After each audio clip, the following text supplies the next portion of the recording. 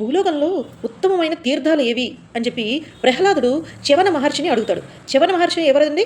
భృగు మహర్షి యొక్క కుమారుడండి. ఓకే, అప్పుడు భృగు మహర్షి యొక్క కుమారుడైన చ్యవన మహర్షి, ప్రహ్లాద, మనస్సును, మాటను, శరీరాన్ని పవిత్రంగా ఉంచుకున్న వాళ్ళకి అడుగడుగున తీర్థాలి. మలినమైన మనస్సు గల వాళ్ళకి గంగా నది కూడా పాపపు బురదగుంట అవుతుంది. పాపరహితమైన మనస్సుతో ఉన్నప్పుడే తీర్థాలన్నీ పవిత్రమవుతాయి. గంగ చుట్టూ ఉన్న వాళ్ళంతా రోజు 3 పూటల గంగలో మునుగుతారు. మరి వాళ్ళంతా ముక్తులవుతున్నారా?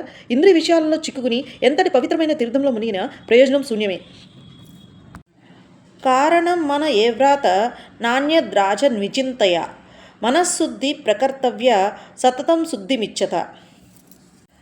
మానవుడి చేసే పనులన్నిటికీ మనస్సే ప్రధానం కనుక మనస్సు పవిత్రంగా ఉంటే అన్నీ పవిత్రమవుతాయి. తనను తాను మోసం చేసుకోవడం, ఇతరులను మోసం చేయడం వలన వచ్చేది అంతే లేని పాపమే. దుష్టుడు దివ్యమైన తీర్థంలో 1,000,000 సార్లు మునిగినా పవిత్రుడు అవడండి, అవలేడు కూడా.